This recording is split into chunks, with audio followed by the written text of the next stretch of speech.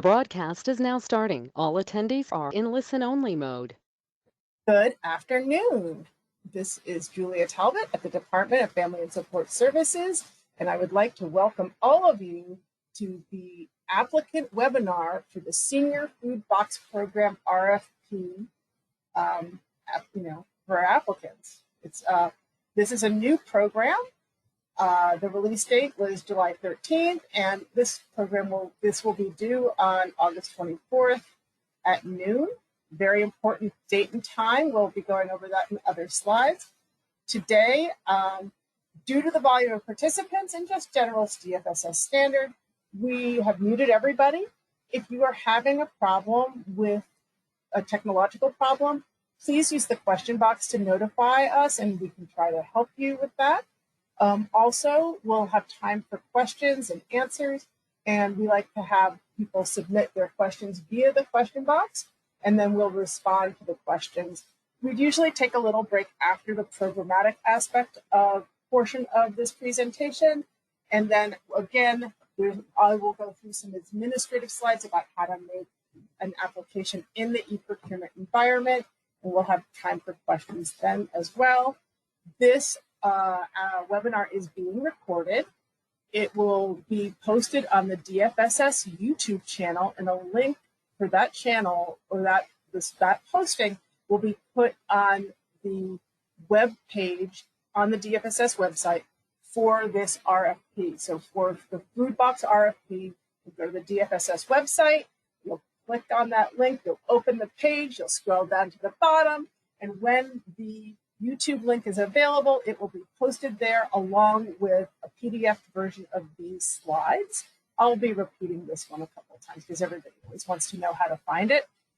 It will take a few days for that to be posted, so please do not think that in 24 hours you're going to be looking for those slides and they're going to be posted, because they will most likely not be posted in 24 hours. Let's try, today is Tuesday, let's say they will be posted Thursday or Friday at the earliest. Now I'm going to go here, we're going to do the agenda, and I'm going to introduce the stars of this show, our program staff. Give them a big hand. This Stacy Sevilla, who's the Supervisor of Family and Support, and Veronica Whitby-Cozy, who is our Community Living Specialist here in the Senior Division of DFSS, and they are going to be going through the important parts of this scope, which is what it's about and what a great and exciting opportunity this is for the department, the citizens of Chicago, and perhaps you as providers. So I'd like to have Stacy and Veronica take it away. Thank you, Julia. Good afternoon, everyone. My name is Stacy Sevilla, and with that, we'll get started. So next slide. Okay, so the purpose of our RFP today, the Senior Food Box Program, is we are looking for proposals from qualified food service providers who have experience providing monthly delivery of fresh produce, pantry staples, and frozen meat options for older adults, 60 years of age or older. And we are also including their caregivers, as well as grandparents or older relatives who are 55 and over raising children, or if the grandparents or older relatives are raising individuals with disabilities. So it's a broad range, so older adults and their caregivers. We are looking to provide services through delegate agencies in 3 regional community areas. So this is going to serve citywide, and we've divided the city into 3 different regions: north, south, and west. And we'll go into a little bit more detail about that later on in the slides. Now, to give everyone a background of the Senior Service Division, we are one of 7 program areas within the department.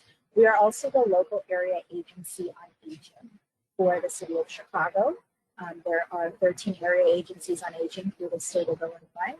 And our role is to coordinate and fund services for older adults, prioritizing those in greatest economic and social need and individuals who live alone. We work in collaboration with our partners to support older adults to live independently within their communities and homes for as long as possible. We look to ensure that those who reside in institutions are treated with dignity and care. And we look to guarantee that older adults have access to information and participate in public policy. So we have a variety of programs, including information and assistance, home delivered meals, caregiver support, in-home services, health promotion, among others. And we're looking to continually advocate for our older adults to help them age in place. For more information about our strategic framework, you can visit the link in the slides. Next slide, please.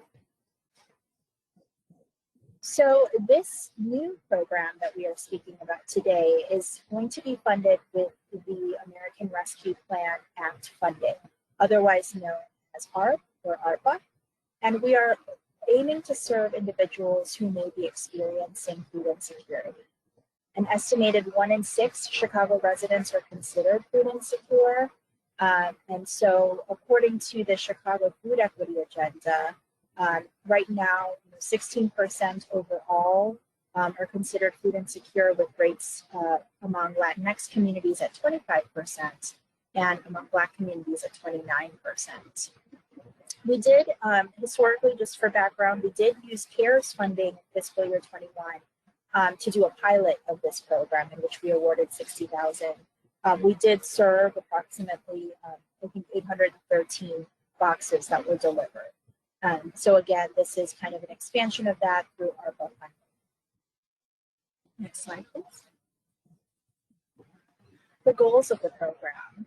So we are looking to reduce the risk for food insecurity for older adults, caregivers, and grandparents for older adults raising children by creating access to fresh produce and frozen meats, provide a variety of ingredient options for those who enjoy cooking, as well as strengthen the ability of older adults and their caregivers to continue to remain or provide care at home. Slide. So looking at the current state and priorities of improvement, about 5.2 million older adults age 16 over are considered food insecure. In Chicago, 7.5% are considered food insecure, and 3.3% is very low food insecure. We've also decided to include the grandparents, as we found that older adults who reside with a grandchild, about 15.5% experience more than double the rate of food insecurity than those not living with a grandchild. So again, we kind of went over the target population. The eligible participants will include older adults 60 years of age or older, grandparents or older relatives 55 plus, and then family or informal caregivers who are taking care of someone over 60. They can also be providing care to someone between 19 to 59 if they have Alzheimer's or related dementia. And based on our Older Americans Act, we look at these different priorities. So individuals living in greatest economic or social need, low income, minority communities, and limited English proficiency populations. So with that, I'm going to actually hand it over to my colleague, Veronica, who will go over some of the program requirements. Thank you, Stacy. So let's go over, everyone, some of the program qualifications that we're seeking for the organizations. Experience in providing food services throughout Chicago. And this is primarily to ensure equitable access to all of the adults, their families, caregivers, grandparents, or older relatives raising children or persons with disability. And so with an emphasis on implementing the program in the North, West, and South regions, and primarily to deliver to targeted communities with a higher percentage of older adults in poverty, and also understanding that this is subject to change. We're also looking for experience in procurement and distribution of all types of food, including produce. And also experience and or capacity to meet the culturally diverse needs of populations served by DFSS. So this can include and address nutritional needs, including any dietary constraints due to age, allergies, medical conditions, veganism, vegetarianism, and observance of religious practices as well. Next slide. So also, okay, were you there?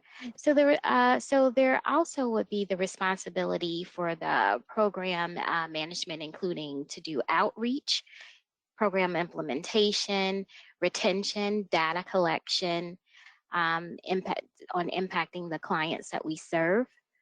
The overall organization should aim to serve a total of about 300 clients for the full year, 12 months in the year, and targeting the North region at 75 clients, West region at 100 clients, and South region at 125. Next slide. So let's talk a little bit about outreach. Outreach is working collaboratively with DFSS to conduct outreach, identify, recruit, and retrain clients in the program. So program promotion is very important, and we're looking for that to occur through various news outlets, and public information media is subject to approval by the Public Information Officer, the Senior Services, and also must credit DFSS or the funder as a source of funds supporting senior food box programs. And then also, any information or correspondence must include the DFSS Senior Service Information Assistance line, also known as INA call center. Phone number and email address must be on all outreach materials. And for INA, please refer to the listed 312 telephone number, and of course, emailing at aging@cityofchicago.org. Organizations may take direct referrals. However, any referral should be forwarded to DFSS and INA. And then eligible food box clients, they may not meet the requirements of the home delivered meal program or decline to participate in that particular program. However, if the client is eligible, they will be asked to select a meat or a vegetarian option. The INA staff will also forward the referral to the organization to set up delivery. The referral will also be forwarded to the program manager. So there will be food types required. The frozen meat option includes items such as chicken, ground beef, or fish fillets. The vegetarian option will also be an enhancement of fresh produce based on seasonality, including such items such as apples, onions, collard greens, and also there's an expectation for seasonally inspired and culturally diverse food choices should be offered. The food boxes for the grandparents should also include child-friendly food products like drink boxes, granola bars, yogurt, cheese sticks, etc.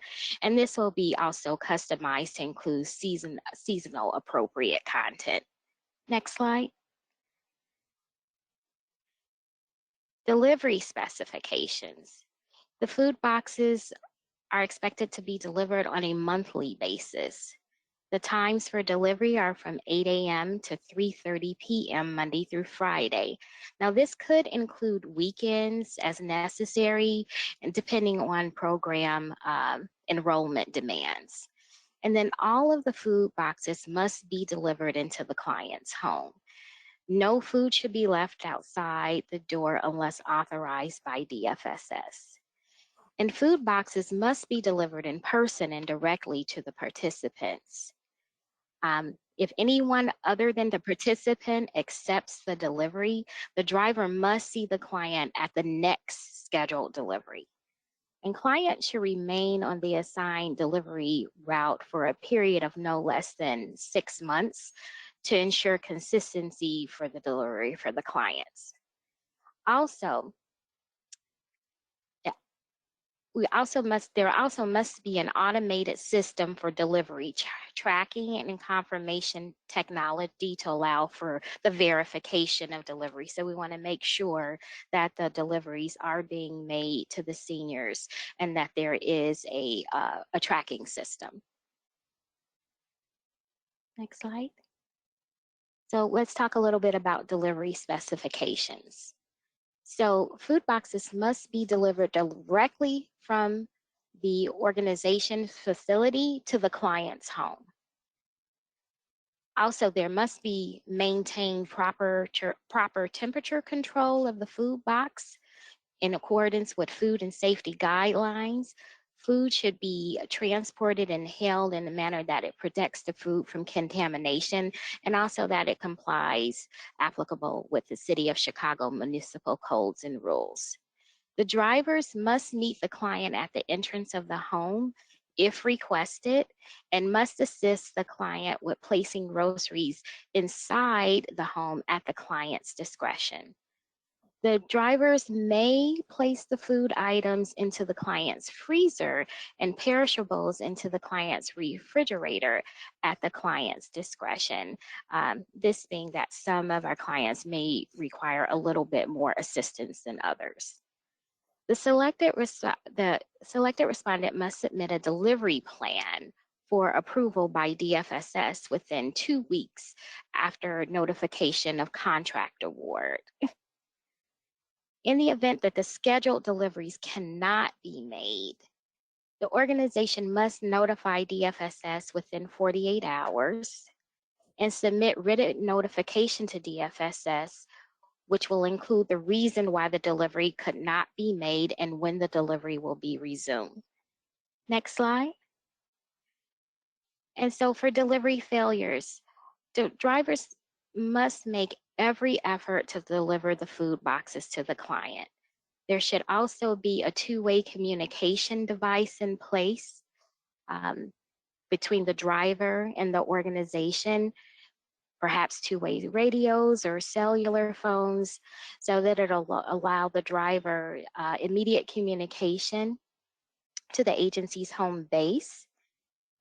And there may be multiple causes for delivery failures, so we'll talk a little bit about the delivery breakdowns.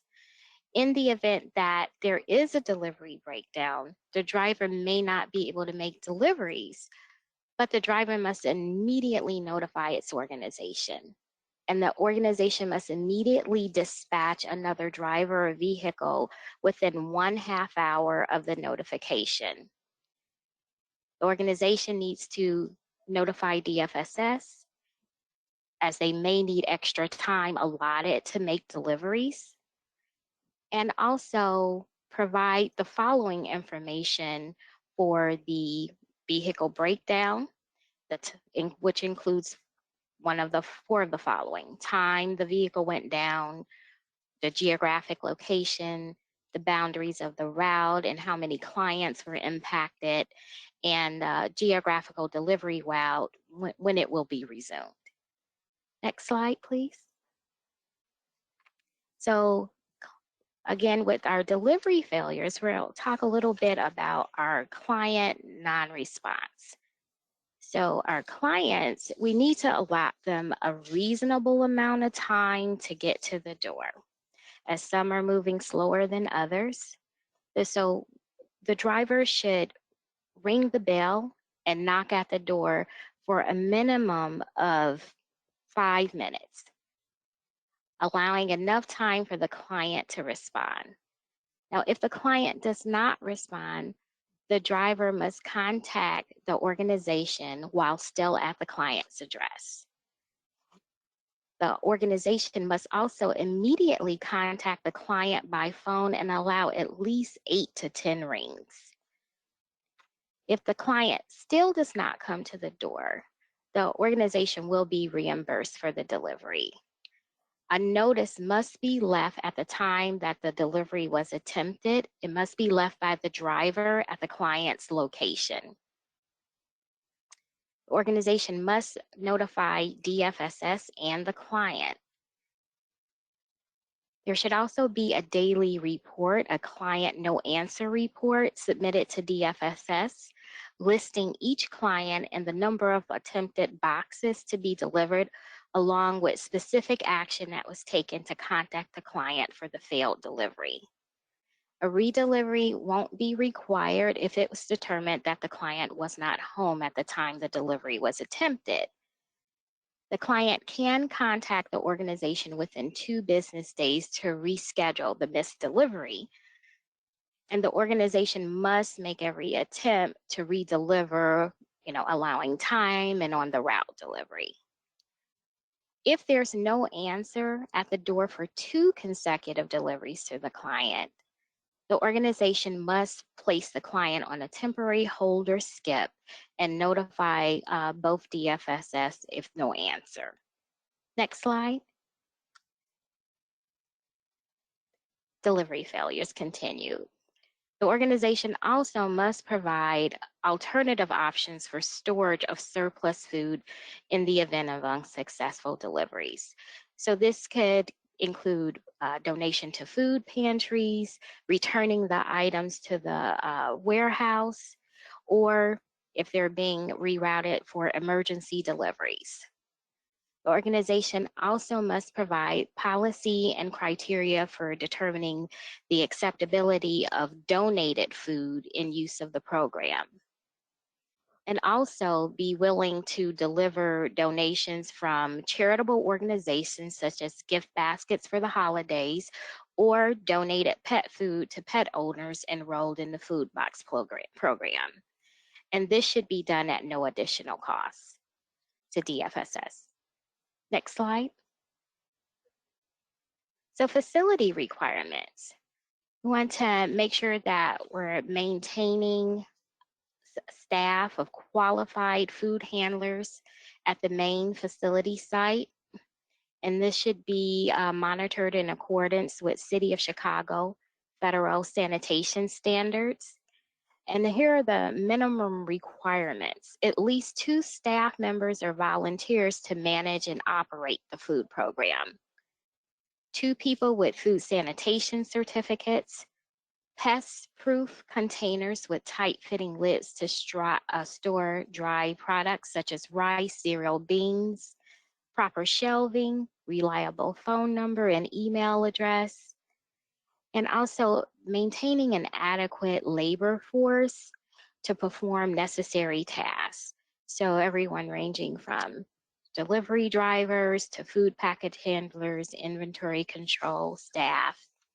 And then also DFSS will conduct annual site visits to the organization to ensure that sanitation of storage of food and for distribution. The organization must also provide a written pest control plan and contract with a professional exterminator. Next slide.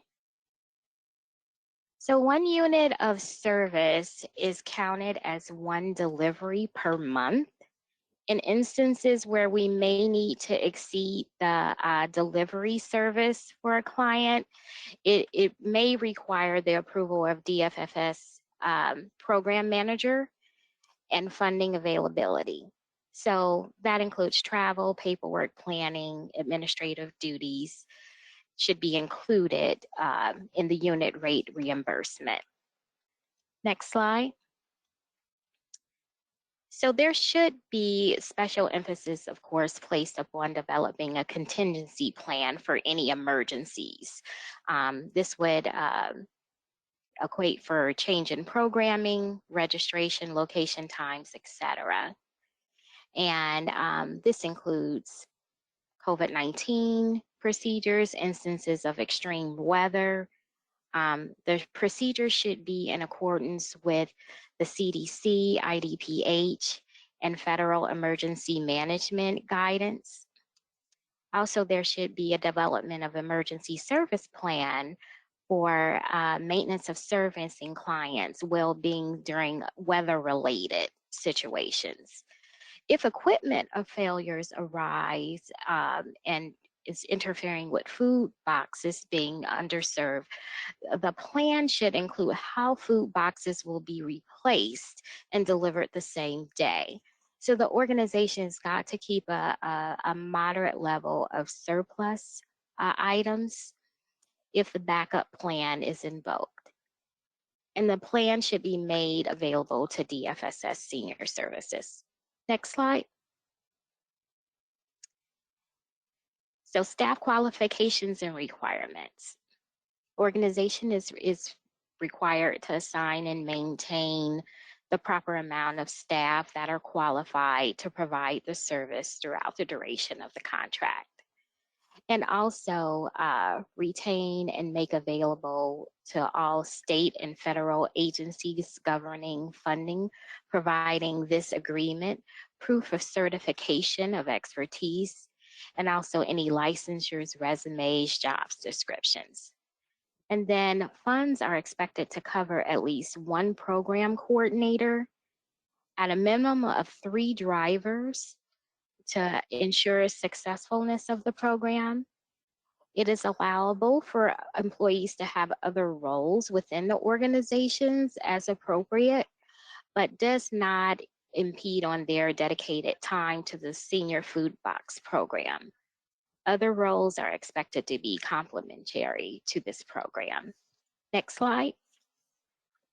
The program coordinator should have at least 2 years of related experience, and this program coordinator will be the main contact to DFSS and will manage the program operations. The program coordinator is going to also supervise the day-to-day management and administrative functions of the program with a minimum of 3 years demonstrated management and supervisory experience. And so supervising the program for everyone from delivery drivers, including volunteers. The program coordinator, of course, must have knowledge, skills, and abilities to dispatch delivery drivers, plan routes, and conduct community outreach. Delivery drivers. The organization should identify at least 3 delivery drivers who will provide, the senior food box drivers will provide these services. They need to have proper driver's license class, insurance, and a clean driving record. No Lyft or Uber drivers should be utilized for the delivery of the food box program. So this is not allowed. And background checks as outlined below must be performed by the organization on all staff who interact with clients of DFSS.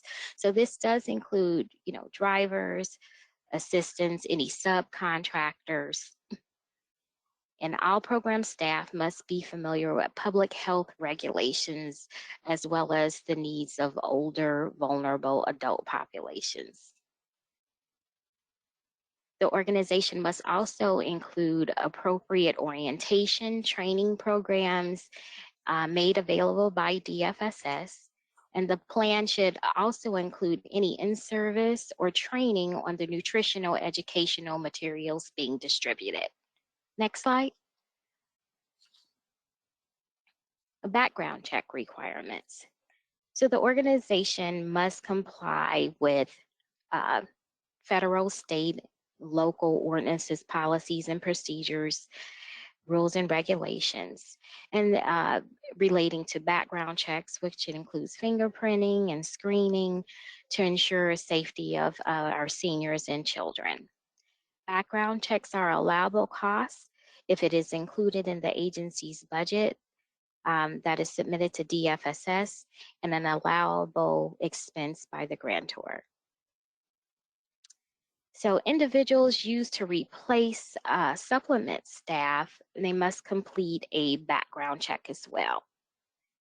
So delegate agencies are required to administer the following types of background checks that are listed below: a fingerprint criminal background check, a search-in of the Illinois Sex Offender Registry, and a search of the Adult Protective Services Registry. And for further information on the background checks is in the RFP and also listed below in the rest of the slide. Next slide. So client contributions.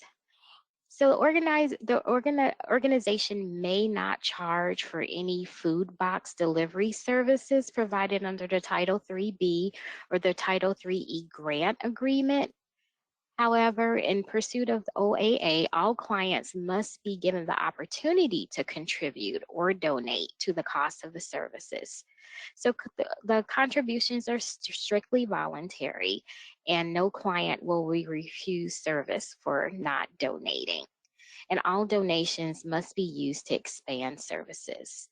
All project income must be expended within the fiscal year in which it's earned. Next slide.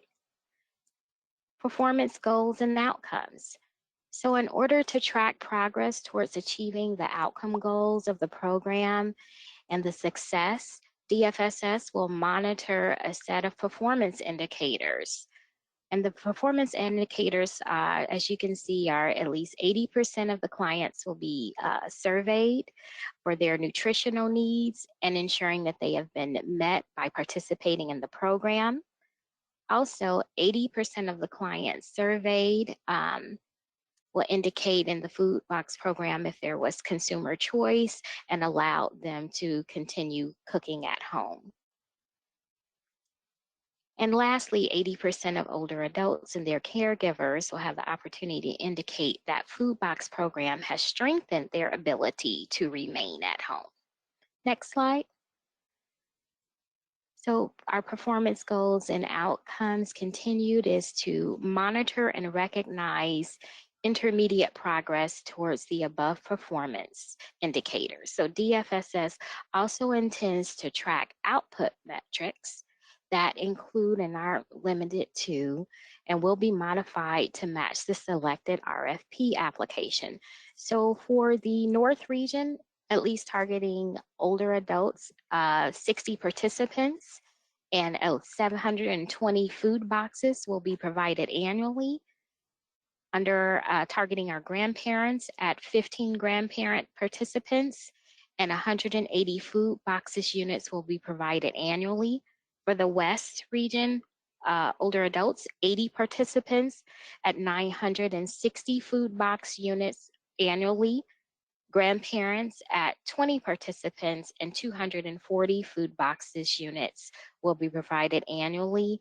And lastly, our South region at 100 older adult clients, 1,200 food box units will be provided annually, targeting 25 grandparent participants and 300 food box units annually. 80% of the clients surveyed indicate overall satisfaction with the services provided. So the number of people served in accordance with race, gender, and ethnicity. In addition to the performance indicators and output metrics listed above, DFSS encourages the organization to propose additional indicators for metrics, including those that demonstrate early success and are indicative of the participants' progress. And with that, I will turn this back over to Stacy for the contract management and data reporting requirements. Great, thank you so much, Veronica. Okay, so we're going to move on to some other requirements of the program. So as far as client files, we do ask that respondents will maintain a confidential file on each client. You can keep notes or you can keep it electronically. We just ask that it is kept secure. We're also wanting a mechanism for complaints and grievances. So if there are any issues, we do want the selected respondent to have a way for clients to provide feedback, comments, suggestions, and that be made available to DFSS. In addition, we're looking for the selected respondent to have procedures around program evaluation, including satisfaction surveys. And then finally, we ask that the selected respondent comply with any reports, invoicing, and meetings. Usually with our delegate agencies, we ask that the reports are submitted by the 5th of the following month. This will help us kind of keep track of our unduplicated clients as well as the units of service, which again, we said earlier, would be one box or one delivery. And these reports are required of all our funded providers. We are also looking that you provide us the information on the funds that are expended, and so we'll be monitoring fiscally as well. And then usually they'll either have quarterly or monthly meetings, and then being able to discuss any program operations and progress. So we do ask that our select respondent attend regularly. Next slide, please. So this next slide does show a list of the required documents that we are asking you to submit with your application. So the listing here are things like insurance, we need your IRS letters, we need any resumes or job descriptions of staff who will be involved with this program. We also included a food box cost proposal, so if you can kindly submit that as well as any other documentation. But please make sure you review this list and submit all your documentation with your application.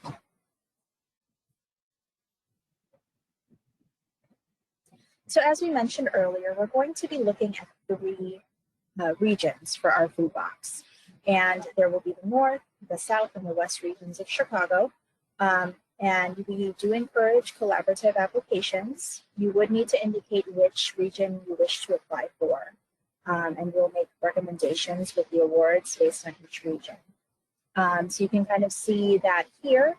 But on the next slide, it breaks down, if you want to switch over to the next slide, breaks down each community area. And so you could see the North has 26 community areas, the West has 22 areas, and the South has 28 community areas. And this will kind of give you a geographic breakdown of each region. Next slide. So as part of the RFP process, we do have selection criteria when we score each application. And so the next couple slides will review what DFSS is looking for. So the first criteria is community involvement. We want to see that the respondent demonstrates a clear understanding of the target population, including their strengths and needs and challenges.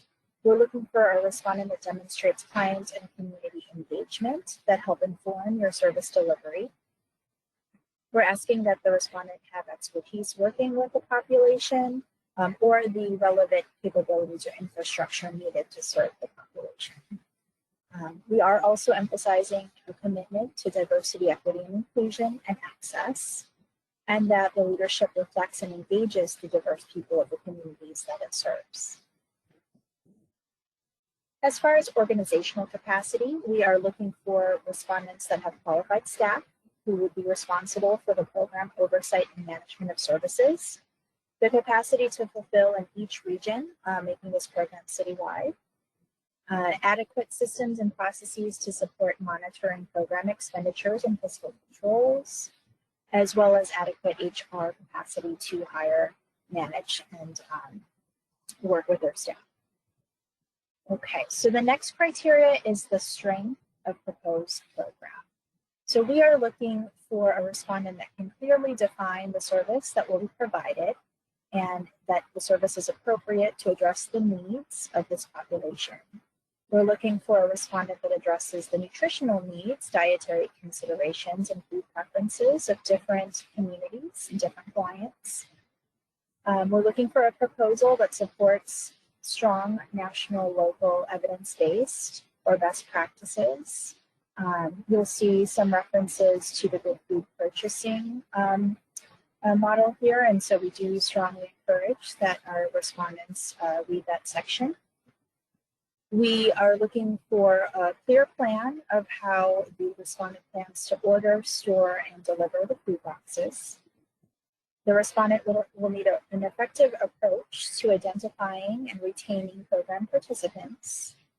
And we are looking for respondents that have had partnerships or coordinate with other agencies to expand and improve client-centered services. We also look at performance management and outcomes, meaning that we're going to look at the evidence of any past performance and other notable accomplishments in providing services to these populations. We're looking for a respondent that has experience using data to inform or improve its services or practices. And we are looking for relevant systems and processes needed to collect and store key participant and performance data. Finally, the last selection criteria area is a reasonable cost, budget justification, and leverage of funds. So we do ask that you describe your auditing processes, that you have fiscal capacity to implement this program. We look at whether you leverage other funds or in-kind contributions, that you're demonstrating a reasonable implementation for the costs and funding requests relative to your financial and human resources, and that you provide an explanation of your budgeting decisions made in the last 2 years and any rationale with that. Okay, so we're looking at the timeline here. As we know, this has released as of July 13. We are doing the webinar today, July 19. We will accept any questions, so feel free, you can write in the chat or save questions for at the end of the presentation. But you can also contact us with any additional pre-proposal questions until August 19th, which is a Friday. And then the application itself will be due on Wednesday, August 24th at noon. We are looking for the program to begin on October 1st of 2022, which is the beginning of our fiscal year. So again, October 1st, 2022 is when we look for the start of contract. This will be a 2-year contract until September 30th, 2024. And again, based on which regions you apply to, we're looking at funding an award of $53,074 to the North region, $70,889 to the West region, and $90,222 to the South regions. Administrative costs will be capped at 10% per application, and we're asking to submit your cost proposal with the instructions attached, so you'll see the attachments. Please be thoughtful and inclusive when you're developing your costs, and use reasonable costs on your application. When we're looking at budgets or cost proposals, just keep in mind you're checking calculations if you're submitting for fringe, supplies, client assistance, and then make sure that it's in the appropriate columns. And if you are entering a match, show your match. We also, I'm sorry, you can just go back. We also are asking, as we mentioned earlier, for resumes and job descriptions. And so if you have that information, we do ask you to upload that as well. Okay, and again, emphasizing that the applications are due Wednesday, August 24th, 2022 at 12 noon. So that concludes our piece. We're going to hand it over to my colleague, Julia, who will talk about e-procurement. Thank you, everyone. At this point, thank you so much, Margaret, Stacy, and Veronica. I want to open up the floor for questions. If people have any questions that they would like to ask while the program aspects of this RFP are still fresh in their mind. And then we're going to continue on about the more administrative aspects of the program, which is how to make an application in e-procurement, some of the requirements of the e-procurement system, and how to make an application into it successfully. And then we're going to walk through how to accept an amendment and how to do the submission process, and we'll have more time for questions if that's necessary. But I wanted to just kind of open the floor up while the program, if anybody has any program questions, please put those into the question box so that we can give your answers now. I would have to say we have a lot of RFPs out at DFSS right now, and I have spent a lot of time talking to various people about making their applications and what they're doing. Oh, here's a question. It says, are frozen meats a requirement, or are canned meats acceptable? Excellent question, Ms. Lees. Thank you for that question. So we are emphasizing the frozen meat as an option. I mean, you can include canned meats in there in supplement to that, but really we're looking at this program to be able to provide, fresh produce, meats that, people can use to cook. So, we are looking for that. There is a question on your application to propose, what types of offerings that your organization will be able to offer. So thank you for that question. Are there any, I guess, are there other questions before I start talking about e-procurement?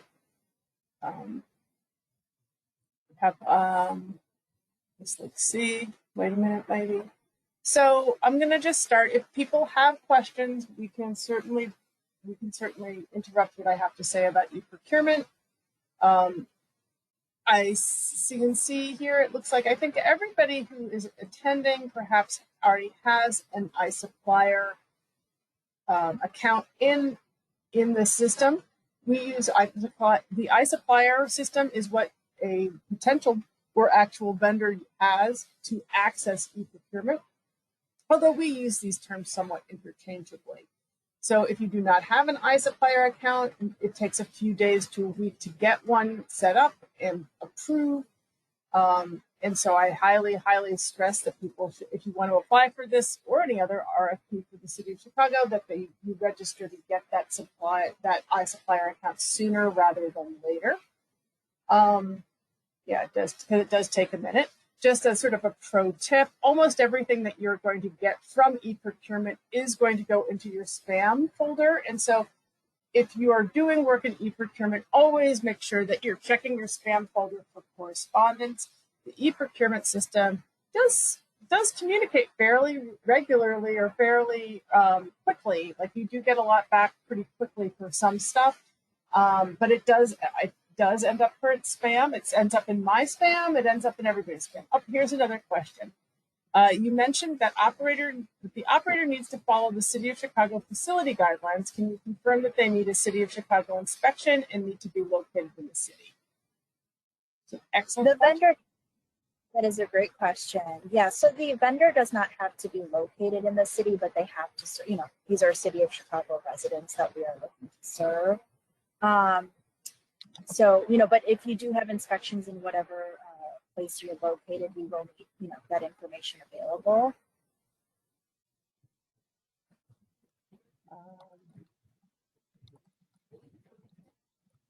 So we'll be able to serve city residents. Will they be, just as a clarification, Stacy, will they need to be inspected? Yeah, how would they show a proper inspection? That's kind of what I was looking to. I guess if they're in a different jurisdiction,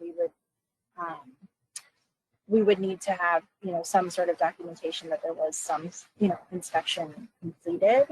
But we can get back. If that doesn't answer your question, we can get back to you on that.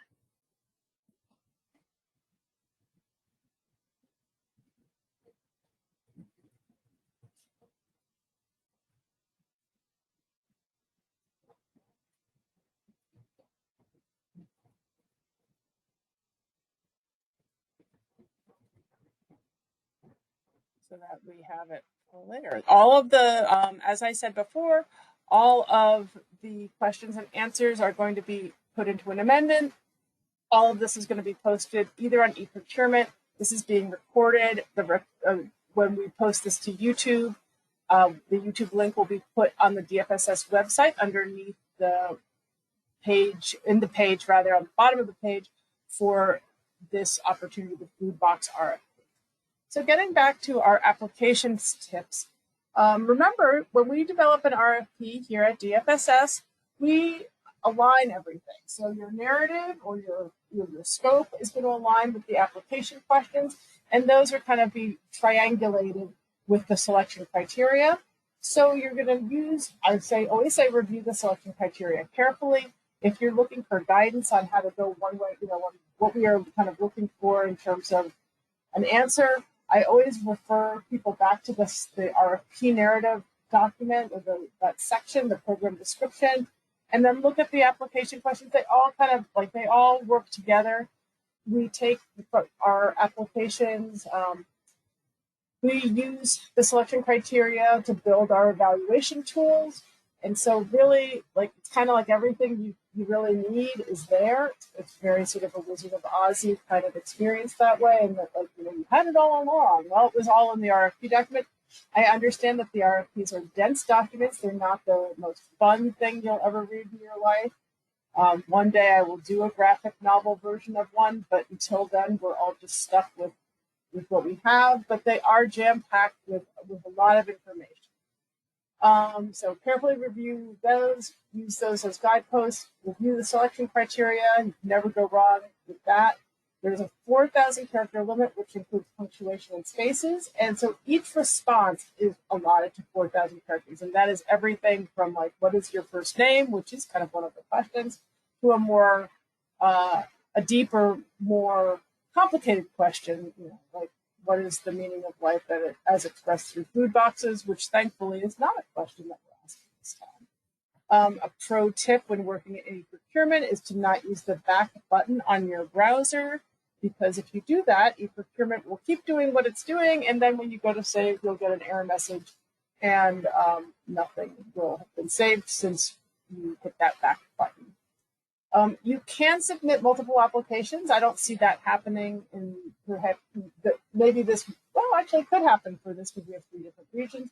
If you're going to submit multiple applications for, you know, for 2 of, say you want to apply for 2 or 3 of the different areas, you will need to submit a multiple applications. You can't double up. And we want you to, you're going to have to make each of those applications using a different user account within, they're not a different iSupplier account, but within your iSupplier account, there are contacts, everybody has a user account. You need to set up or use different user accounts. They can all go to the same email address if you want, or if you don't want. But you will need to make multiple applications, 1 for each region, and you cannot do 2 applications off of 1 account. It will just keep overwriting the application. It will only allow you, the system will only allow you to submit 1 application.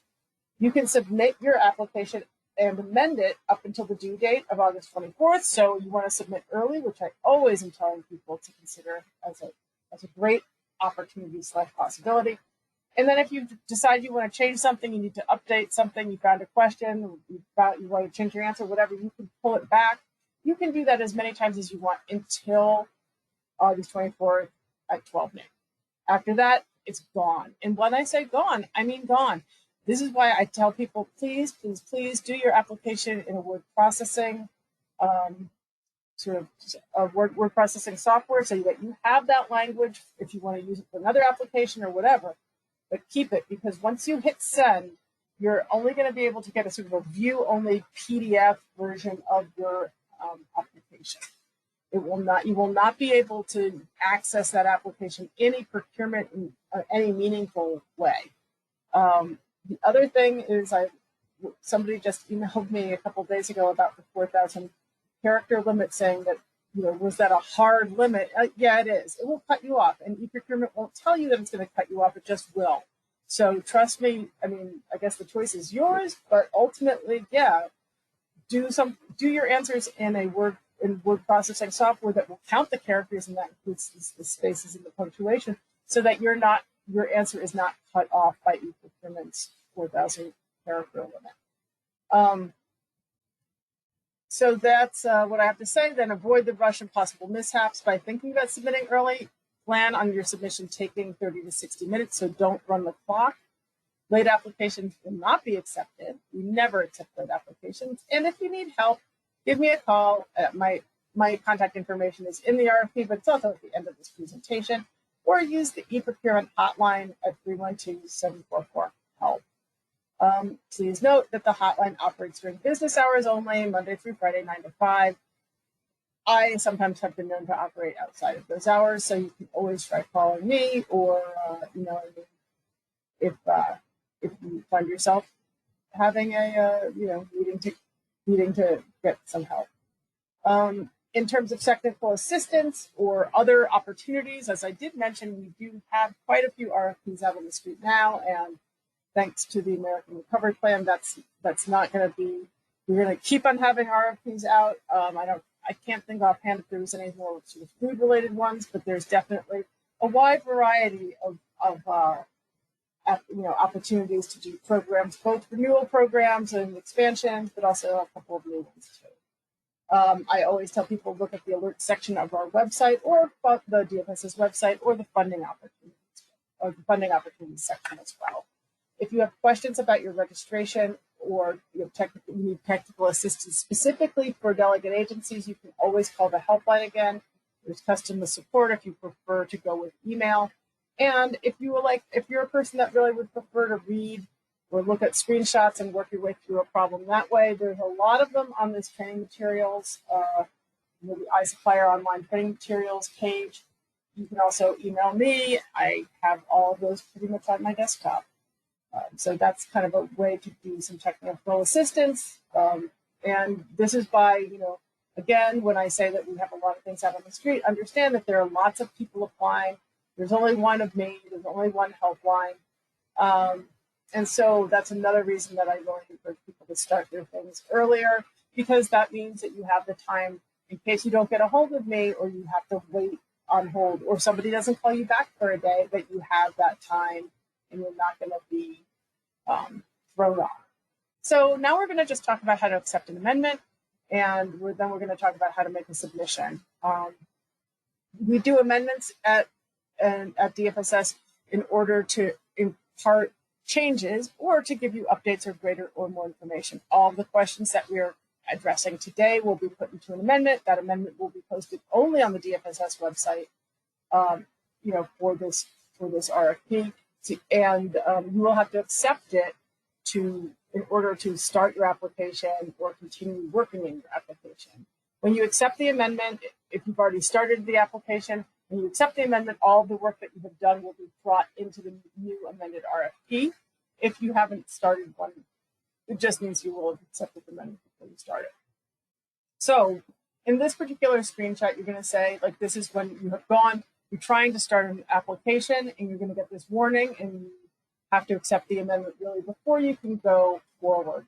If there was not an amendment, you'd be able to just go over to this actions bar on the right-hand side and go to the create quote and hit go, and then you would start your application. Since this has been amended, you have to click on the view amendment history, which will take you to this screen where you can start looking at the amendment document itself.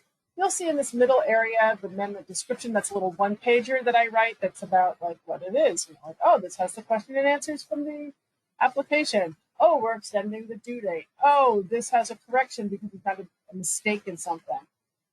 You can review your changes by clicking on the little eyeglass icon, or you can go into this document number and open it up. We post the amendments as attachments. They're file attachments to the applications. After you have done all of that, you're going to acknowledge the amendment by checking one of the boxes on the right-hand side, either upper or lower here, and that will take you to this following screen where you're going to accept the acknowledgement. So you're going to accept by clicking this little box saying that you accept the terms and conditions, and then you're going to acknowledge that you accepted. There's a lot of kind of A words that go through this process. And then when you acknowledge you acknowledge that you have accepted, you're going to confirm your acknowledgement of the amendment by pressing yes. If you press no, it will just take you back to the other screen. So you're going to say yes to that. And then you're going to get this final screen of terms of conditions saying that you have read and accepted the terms and conditions. You put that little box down here on the left-hand side. And then you're going to go with the accept button on the upper or lower right-hand side. And that is the final step in acknowledging and accepting an amendment in the e-procurement system. If we're looking now, you're going to submit an application. Everybody hopefully here will submit an application. At this point, you're done. You've accepted all your amendments. You've written your application. It's going to be great. You've uploaded all of your uploads. You've downloaded all of your downloads, I suppose. And at this point, you're going to save that draft one last time because you really can't save a draft enough. And you're going to hit continue. When you hit continue, the e-procurement system is going to take a sort of scan of all of your entire application. It's going to see if you have any kind of outstanding work left undone. And it's going to give you error messages for anything that it thinks that you might want to do or that you should have done prior to submission. So we're going to go through the two most common ones. This one is you must quote at least one line in the RFQ. This is e-procurement speak for saying that you need to put some things on the lines. You can see right here, if you look right below the error message, there's this lines tab. Here's a close-up of it. And we use the lines page later in the contracting process. We only look at the cost proposal or the budget that you're going to submit here. We're not going to look at lines, but the e-procurement system wants you to put in some kind of a placeholder number so that you can do those lines. So those lines are carried forward. So when you get this error message, quote at least one line in the RFQ, you're going to hit the lines tab. You're going to fill out, you're going to put a number, any number you want. We're not going to look at it. It's not part of what we'll be evaluating. We're going to only evaluate your upload. So you're going to put a placeholder number into that lines box, and then this error message will go away. Another error message that people commonly get is this quote value is required for the requirement first name. This is e-procurement speak for, as you can see here, requirements is e-procurement speak for application or application questions. The quote value is e-procurement speak for the answer. And then first name here is which question you did not put an answer in. So in this case, you would put in the quote value of whatever your first name is and be on your merry way and sort of save your work. And at some point, when you've gotten rid of all of your error messages, when you hit that continue button, it will put your application into the review and submit phase, at which point you can see there's this printable view button. You can get a printable view, which is going to be a PDF of your entire application. I think when you get the printable view, it would show you if it cut you off at the 4,000 characters in any one thing or another. But you can get your printable view. And at some point, so you can do that at this point. And then you can just basically scroll all the way down and see all your responses. So it's like a big ballot. Like you just keep scrolling, you see all your responses. You can take one last check, make sure that you've done everything, said everything. And at the bottom of the page, you will be asked to provide an electronic signature. You're going to fill out your name and your title first, and then you're going to click the box above name and title, or else you'll get an error message saying that you didn't do it in the order that e-procurement wanted you to. And then at that point, I couldn't fit it all in one screen, but you will look over to the right-hand side here, and there's this submit button, which you will click on, and then your life will be perfect. Well, I don't know about that. Your life might be perfect, it might not be perfect, but you will have a confirmation that you submitted your application, so I guess it will be that much less complicated. The e-procurement system will also send a confirmation email within 24 hours of your submission, but if you are a person that really wants a little bit extra, I guess security or validation on this, don't hesitate to call me or email me, and I will definitely, I can see when you have submitted seconds after you hit submit, and I am more than happy to provide verification that we have received your application. So that is how you do an application. That is how you accept an amendment in procurement. If you have questions, we can open the floor back up for any questions if there are any. But post this webinar. If you have program questions, please contact Stacy. This is her contact information. If you have non-programmatic questions about the RFP, you can contact me. This is my information in my email. And I can't thank you all enough for attending this webinar, listening about this amazing opportunity. And I wish you all the luck and I hope that this is an easy and pleasant process. Going out this, and we're looking forward to just seeing what people apply for. I'd like to open up the floor for more questions, but also Stacy, Veronica, if you have anything you'd like to add, this is the time. Thank you, Julia. Yeah, I mean, again, we're open to questions. So, if you don't have anything now, please feel free to get in contact with us. And as Julia mentioned, we will also be creating an amendment with the questions to make sure that we're answering those. Is there another question in the chat? Is the use of third? Yeah. Is the use of third-party carriers acceptable, like FedExing the food box?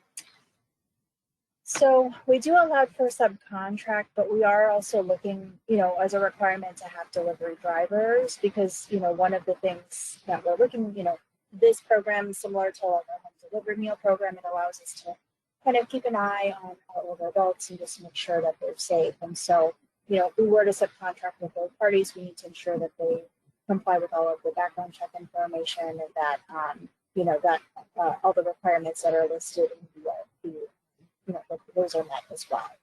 We do, you know, we did emphasize, you know, we're not looking to use like Uber or any sort of other type of delivery service. So hopefully that helps answer that.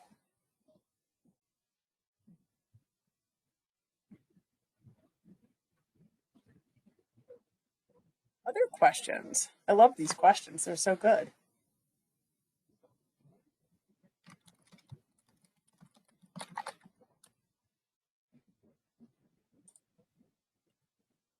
So, okay. If there are no other questions, we'll probably, unless you have other additional things you wanted to share, I think we will say thank you and good luck. Call if you have, or write if you have further questions, and we really look forward to reading your applications in about a month. Thank you everyone for joining us.